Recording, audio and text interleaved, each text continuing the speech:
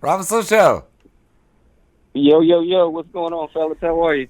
Good, Mr. Jack Brickhouse.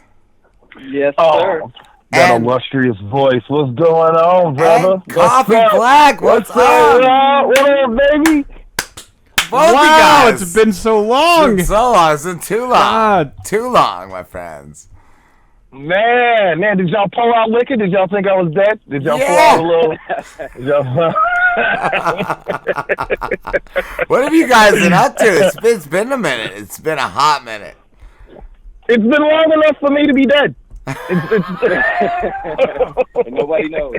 And nobody knows because I never made it to the commercial status of stardom. Oh my God! Neither have we. Wow. Rob likes dark jokes. It's okay. You guys, I think we connected our first year, or our first year of the Robinson Show, and it's been a minute. So you guys were doing the show, the Koffe Black Files. You did other stuff. You did plenty of other stuff, and you're back. You're back doing a show together, right? Yes. Yeah, calling Audibles. So we, Koffe Black was out here. We were doing a show. When was that, Black? In July. We came out and hosted. Yeah. So, Yeah. Yeah, and then we were hanging out, man, and we had a couple drinks, and we were riding around, and we were just having a conversation, and somehow the title "Calling Audibles" came up. Black, you remember what we were talking about? I don't remember due to all the self-indulgencing that I do. I can't remember the specifics of it. No, I remember when we get together, Jack and I, we tend to philosophize a lot about a bevy of subject matter, and we're heavy sports guys too. And somehow it just came up like that's you call an audible in life or whatever it was. We were speaking about life, and somehow it just said calling audible. Okay. And then we said it again, and then after 5 minutes, it started rolling around in my head, and I was like, "Holy shit!" That's the next show. That's the title of the next show. That's what it should be called, Calling Audibles. Cool. Because I was going to ask. I was going to ask what the Calling Audibles was representing. How long did you guys go with no show? So we've had shows since so Truth About Lies, Truth About Lies, Winning the Cigarettes and Bad Decisions. Cool. And then there's been several other shows since then that are kind of compiled. So we actually launched a network to kind of house all of our shows, and then we actually signed some deals with some outside content creators. So we got a couple hundred hours worth of stuff on our network currently, and Calling Audibles now is on episode 11. We just released that Sunday, I think it was. So we don't really, we still don't really have a schedule. It's kind of loose. It's once we're inspired, we kind of let the moment, and try to fill out the moment. And when that feels good, we record and drop something. We're quality over quantity. Are you guys still doing multiple projects? Oh yeah. Oh yeah. It's a lot of shit going on. Yeah, we're behind the scenes for a lot. I mean, Koffe Black was in the movie. He's been all over the stage. I'm all over the business world, and we're a little bit of everywhere. I want that Koffe Black movie money. Koffe Black movie. What was it? What movie were you in? I was in indie project out of Chicago. A guy by the name of Dorian Johnson, Killing the Arts film called Disconnected. It was like a comedy. I played a very unfunny gangster villainous role. And the movie was hilarious, but the part I played, the director came out to was at a show that I was performing at, maybe 6 months prior to him filming, and he was working on another project at the time, and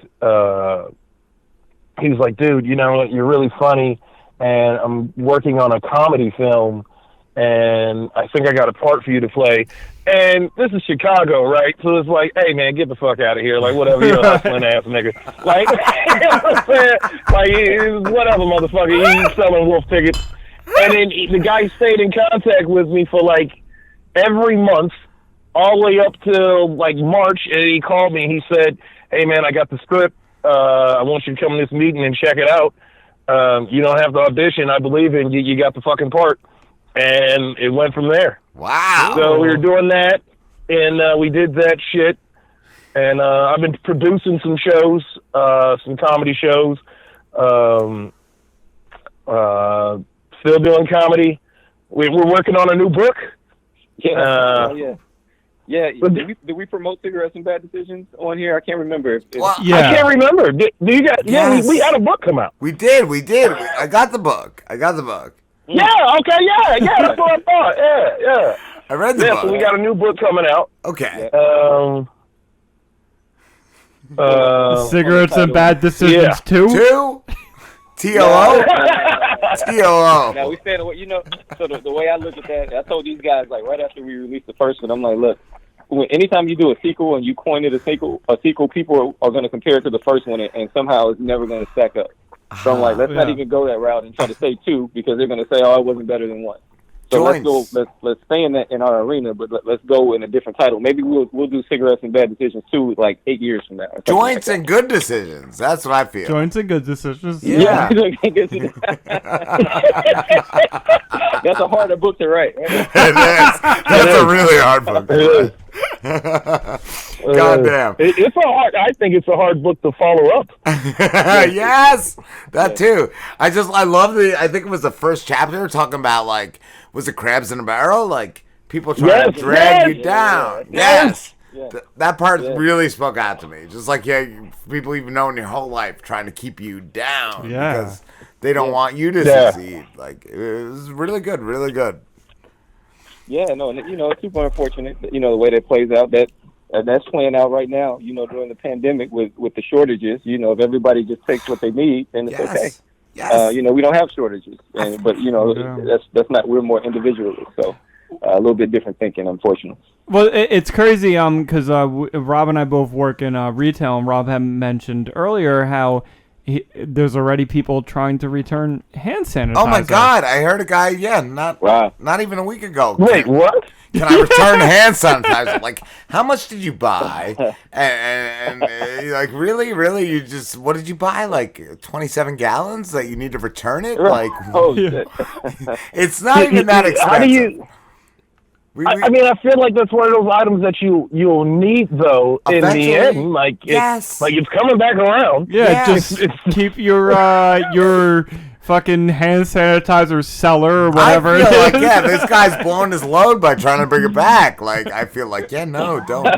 I got my liquor cabinet and I got my hand sanitizer cabinet. We all got a $1,200 check. I feel like that hand sanitizer is probably covered in that check. Like, you're probably okay. Yeah, you're all right. I mean, but financially, he's hurting. He's better off just selling it online and what do they call price gouging? Yeah, he can price gouge his way out of debt with returning hand sanitizer. Jesus Christ, fucking world never ceases to amaze me. That's same. Goddamn. But you guys, I have a clip. I didn't know. Am I allowed to play the clip from calling Audibles? Yes. Yeah. Yes. Let us set it up. Let's set it up. So this was episode 7. And we had recorded another episode earlier. That was the one we planned for. And then we had one of those, like, after show conversations. I know you guys have those all the time that are, like, better than the show was. And I'm like, you know what? We're in such a groove right now. Let's go ahead and record this. And so I think this is maybe like week 3 of the pandemic, Koffe Black, right? Somewhere in that area? Yeah, like week 3. Week 3 coming up on week 4. Yeah. Yeah, and so we were talking, and then Koffe Black made this comment. He's like, you know, what's going to be bigger than this pandemic? And this is a little bit of that. This is that. On that clip. All right. Yep. I'm going to let it roll. I'm going to let it roll right now. Like what tops this pandemic? Like every generation has something that earth shattering that changes the world. Every fucking generation does. I want to know if Jesus came back, And then like if we knew Jesus was coming back in the next 24 hours, like does the world panic? Like we had confirmed proof that Jesus was coming back in 24 hours. Like Jesus is coming out of the sky like Thor. So that they shoot like a preview. You know, everything now you got to shoot a preview. So that they show like an Instagram 1 minute preview when Jesus is like, yeah, I'm back. And then you got the news cycle. He's back. He's back. He's back. Jesus. He's back. 2020. Jesus is back. Jesus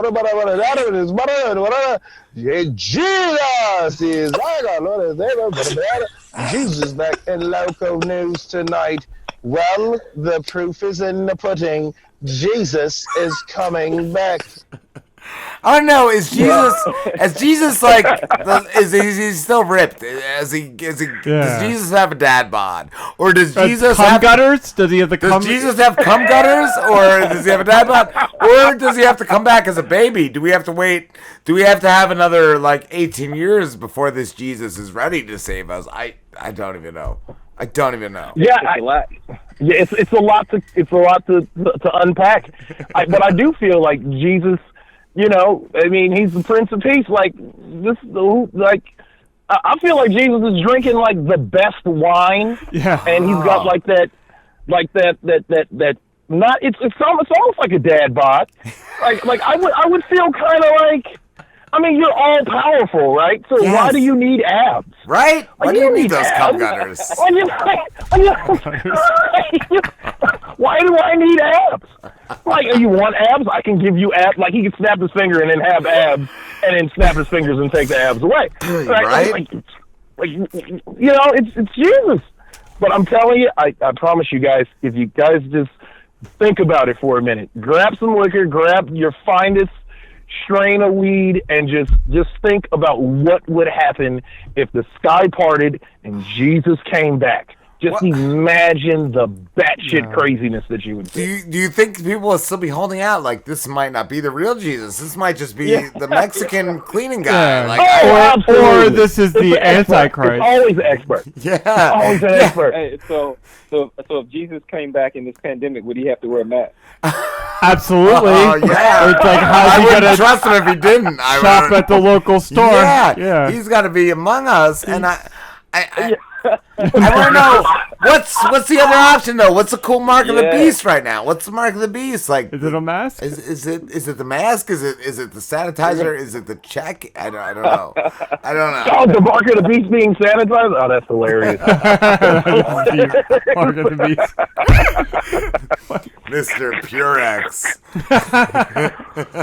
Oh man, how you guys been doing though? How you guys been doing it in this whole ordeal? You guys been holding up? I'm kind of hoping it stays. I'm kind of hoping I've gotten good hours of work. I've gotten good money. I kind of want this thing forever. Yeah, infinite overtime. Yeah, I kind of want the infinite coronavirus. Yeah.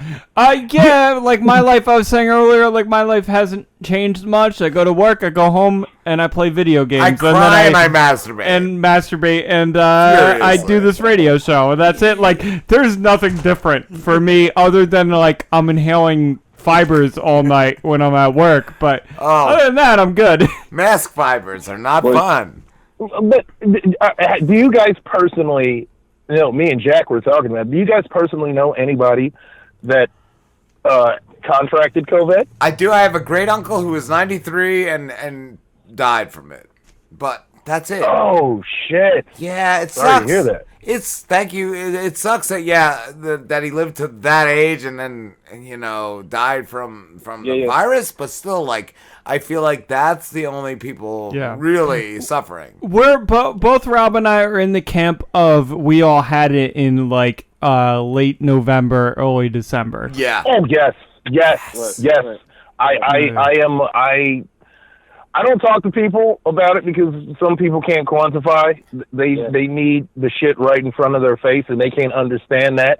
They're like, oh, no, well, they announced it then. I believe it was here. I believe we just didn't have a name for it. Yeah. But it was a lot of people in November and December that was sick as fuck for 2 weeks. Yes. They had those symptoms, It was in-fucking-sane. They didn't know what it was, and, you know, they took all different kinds of medicine, and the shit kind of just left. Yeah, but it was a really shitty cold. Like, I believe it.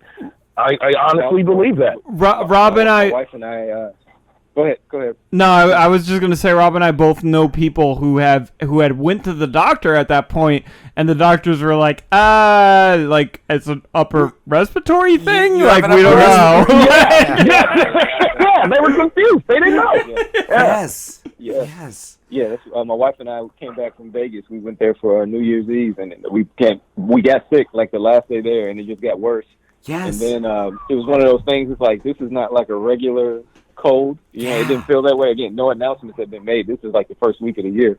And so, but I feel the same way you guys are, like, kind of, and we knew some other people who went to Vegas and came back that felt ill as well with that same type of illness. So I think, of course, it had to be around before it was actually acknowledged. Exactly. How did it start in New York? But it was in Vegas, and also one of our mayors in a town about 40 minutes from here had a test, and for antibodies, and he has long-term antibodies. He has them longer than he should have had them. Yeah, and he claims that he was in Atlantic City, which is like, 30 minutes away from where we are for like a conference, and that's when he got sick in like late November.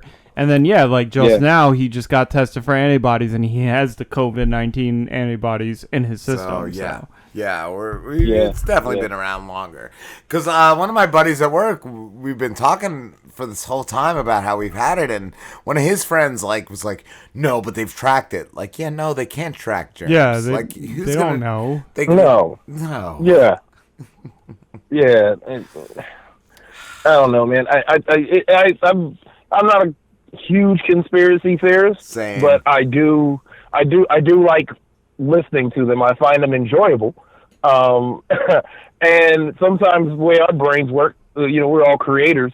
You can't help but to kind of just quantify everything that you're seeing and realize, okay, there might be another agenda here. Yes. What it is, we don't know. Unless you're influential and powerful, we don't have, we're regular people, we don't have the keys to that intel on what the bigger faction is, and what they're trying to do and implement. But I mean, I know something else is going on. I don't know what. I'm not going to try to go that far as to try to start digging up books and shit like a fucking shitty Mark Wahlberg film where it's like, but at the same time, Mark Wahlberg and his movies, I don't think they're shitty. But you know what I mean. And those Wahlburgers are like $13. Yeah, that's a conspiracy. Fuck, those burgers are expensive as shit. And they're okay. They're okay burgers. They're not the greatest burger. Being in retail, though, our sales have skyrocketed. Like, we have had ridiculous sales that you've never have had in our like retail business. So there's somebody that realized we can increase sales. Like, it's possible that somebody was like, hey, pandemic, increase sales. Just how many times do we sit across from each other and we tell an inside joke that means something more? So how do we know? How do we know that this whole thing is an inside joke? And that's another thing. Like, everybody's talking about, businesses are failing. Let me tell you something. There's some businesses that might be failing. The entertainment industry took a hit. Yes. But the thing is, it takes a hit now. But when you starve somebody from something, it's just like when you go on a diet, or it's like, okay, you go on a fast or whatever. Like, I've been on a fast before and decided I wasn't going to drink beer or smoke. And the moment that shit was over, I had like 4 cigarettes in my mouth. I had like 3 beers open the fuck up. Listen, I had everything but barbiturates around me, and I was indulgent. Like, my drug dealer couldn't be happier. I bet. I made up with the money that he wasn't getting tenfold. Yeah. Like, as soon as these malls open up, this shit is going to stop. people are going to lose their fucking minds. Dude, and like, business is going to boom. just like you've said, once the malls open, I don't know, I can't remember a week recently I haven't shopped on Amazon. Like I've been shopping. Like it's still like there. It's still there. Yeah. Yeah, and it's all there. Yeah. It's all there. So Everything is still there. I read something today, an article that said Jeff Bezos is on the brink of being a trillionaire due to the pandemic. Wow. Because technically he had a monopoly. Yeah. Like everybody was ordering shit, fucking food. And yes, now they got vegetables and shit and fruit on there. Yeah. Yeah, like it's yeah, so I mean, I don't know. So yeah. I don't know. I just know I really don't want to go back to work. You know, I know that's not a shocker to some listeners. Hey, a black guy saying he doesn't want to go back to work, eating off the system. Fuck. I've worked a shit ton in my life, and I'm kind of enjoying this break. Dude, I want a break. I'm jealous of the black guys. I want the break.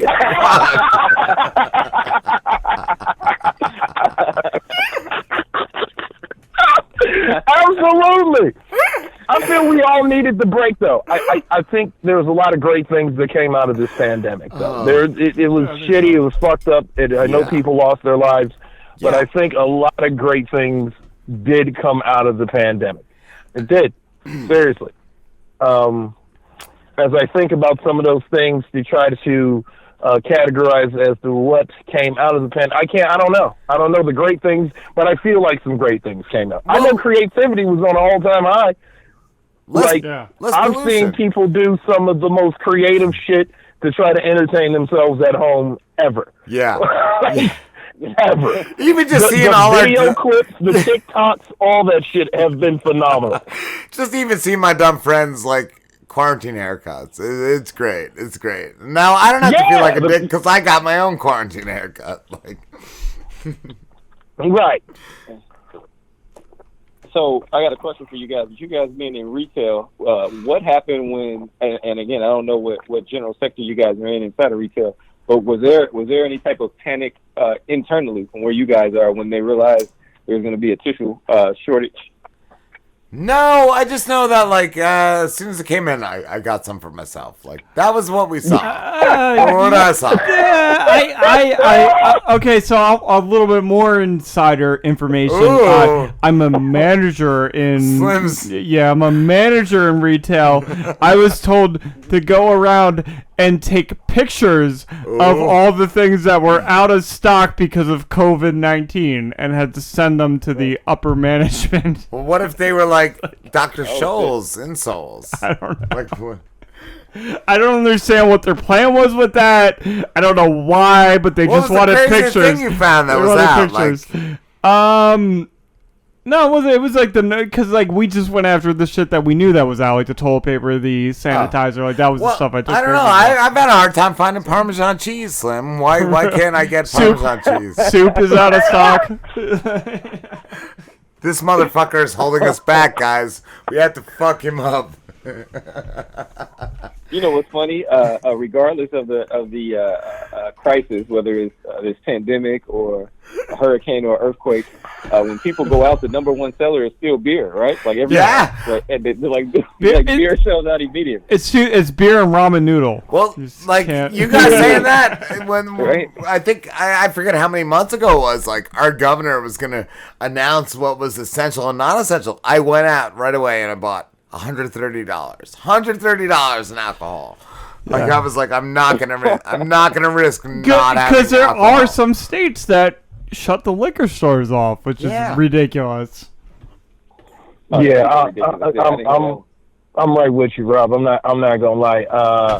I kind of like had mailed it in, like when everybody, you know, that first 2 weeks when motherfuckers thought it was like gonna be the zombie apocalypse. Yes, I want fires. I want wolves. I want everything. And I was like, you know what?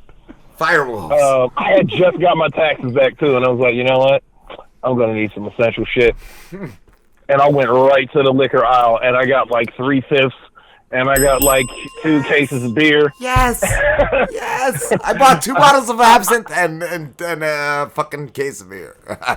I'm not gonna lie. And then they were shutting down the streets, right? And they were like, you can't be out unless you're going for essential items. Yes. And I knew that day was coming. And I called up my pusher man. I was like, listen to me, man. I need all the products you have. I need all the products you have. I'm not promoting drug use, but I'm telling you right now, I have smoked an ungodly amount of weed during this 2-month pandemic. I swear to God. Yes. Nobody can fault you for that. It's been so bad. It's so bad. Yeah, I was smoking weed. You know it's bad when you're like, when you have that epiphany that you're slightly out of control. Like, I was just looking around. I was smoking weed, and I was looking around like, why do I have so much alcohol and weed around? It's survival. It's survival. I'm surviving right now. And then after like day 15, I was tired. I was like, I don't want to drink and smoke anymore. I think I'll start. Like, I started like doing a detox randomly. I was like, oh, I'll drink some cucumber and lemon water. I'm gonna write a symphony. Detoxing. Well, I was detoxing and trying to be healthy while being unhealthy. I was like a human contradiction, like at least for like 8 days out of this goddamn thing. And I think that's when I started to lose my mind. Oh, that's we never turn back for that. We never turn back, guys. We have to wrap this up, but goddamn, I love you guys. I love you guys. We love you too, man. Always fun. Always fun, man. Always. Yeah, man. Where can we find you? Oh, all right. So, man, we got a lot of stuff to plug. So, definitely check out the book, Cigarettes and Bad Decisions. The Shit I Wish I'd Known, Amazon, Barnes & Nobles, wherever you buy books. If you're looking for content, we got it. BMG Link Network, and that is on YouTube. So if you just search B as in boy, MG Link Network, you'll pull up all of our old shows. You'll be able to check out Calling Audibles, which you heard earlier today. And then the other thing we have for you guys, if you got any listeners out there that are looking for help in starting a business or anything sustainability to try to make it through this pandemic situation and keep the business going, you can give us a call. Senior partner at BMG Consulting here out of Phoenix, Arizona. We've been working with a lot of clients trying to help them develop strategies and plans to remain sustainable through the uncertainty, and then make some type of progressive plan. And that's not just for businesses; that's for business and artists of all sorts. So, you can reach out to us on that. And I'm Instagram, Mr. Jack Brickhouse Koffe. You can just find me on Instagram at Koffe Black, Koffe Black. And I am attached to what all he said. I have no shows because they all got canceled along with everybody else. Yeah. So, we're just out here, doing like everybody else, just turning around. Awesome. Man, we got to get you guys on Calling Audibles. Episode to fuck around, dude. We fucking do. I can do this all night, and we definitely have to have you guys back before we've had you on the last time. We gotta do this. We gotta do it. Yeah, did you guys ever do Big Black Dad? No, we never did Big Black Dad. I forgot about Big Black Dad. Never forget. Never forget about Big Black Dad. We're right now, guys. We're on Ghost Bat. The Ghost Bat. The Ghost Bat's the one that's killing us all. He just wants to be loved, dude. Bats have been hated for so many eons that they just want to be nuzzled. Yeah. They just want to be loved, and they're killing us, so we learn to love the bat. Yeah, it's really just like COVID-19 would go away if you just nuzzled a bat. Yeah. It's the COVID kids. It's the pandemic pals. Yeah. There's lots. Bat. Bats off to you. We love you guys. All right, guys. Love you, man. Love you guys. Take care, man. You guys. Take you care. too, guys. We will definitely do this soon. Yeah. Okay. Sooner than later. Let's talk outside the show. Absolutely. We'll talk to you guys.